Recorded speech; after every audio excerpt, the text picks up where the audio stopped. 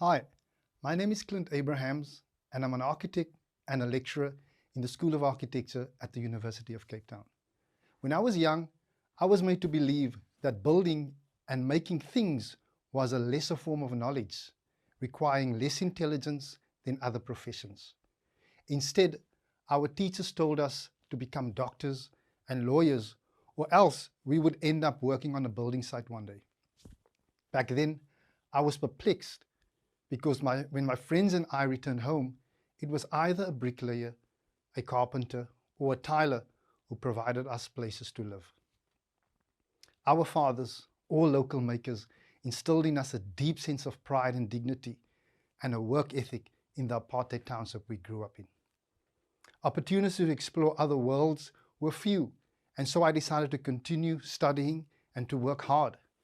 Years later, I became an architect, only to end up working on a building site making things as part of my career.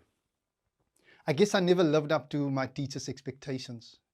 Instead, being an architect has given me a new set of eyes and trained me to look at the many ways local makers are improving the way we live in our communities today. Now I work closely with my own community to find ways to retell the stories of our local makers. Thinking about how we tell these stories and with whom they are told is important if we want to make people see other versions of themselves in the world. I'm interested in how we reposition local makers as experts in placemaking and architectural aesthetics. To do so requires me to continuously suspend my ego as a trained expert and to be willing to step into the world of a local maker as an empathetic collaborator when making the city. I believe that when we use creative methodologies as tools to articulate problems and then to take thoughtful actions that can refine the way we access local knowledge. Creative writing, photography, and making artifacts that can register this knowledge have helped me to paint a picture of local makers as genuine producers of meaningful architecture. For instance, in 2016, I met with 10 young people from my community, Makassa, to discuss how we could change the distorted outside perception about the township and its people, and to also inspire the community to practice good citizenship. We were all inspired by the many self-made buildings we frequented daily and started a community-driven project that allowed us to document these buildings and the stories of their makers through a street photography project. In 2018, the project showcased how local makers were able to create the sense of place and belonging in the township in a community exhibition. The exhibition also showed how Paul Swartz, a local sculptor and television repairman, transformed his humble council house into a vibrant place where he could do his work in private while offering an important public place for his neighbors to watch over the street.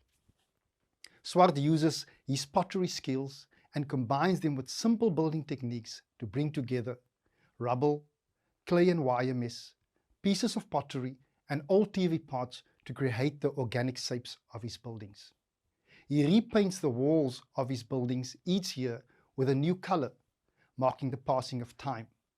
Uncle Paul often talked about how our identities are shaped by the things we make and what we contribute in our communities. The story of Paul Swartz is one of many that show how the role of the citizen expands, no longer a mere bystander or a spectator of his or her environment, but one who actively engages in restoring, shaping, and building his or her city. Their creations reinterprets an architecture and its technologies that was intended to control into vibrant places that captures people's aspirations, their dreams, and a particular way of being. In fact, these self-made buildings reveal a deep sense of empathy that transcends their creator's ability to bring together found objects. These buildings are indeed registers of time, a place, and the culture of a people that was once disconnected from their history. Embedded in these buildings is a great sense of urgency to regain cultural value for their future generations. I believe that without an appreciation for the craft of local places, we cannot interpret the architectural experience of emergent places in its totality. if we continue to single out the discussions on space, housing, policy, and service delivery in the debates about the city, it will be difficult to use the tools of architecture to move from social commentary to the reharm of technical innovation in the African city.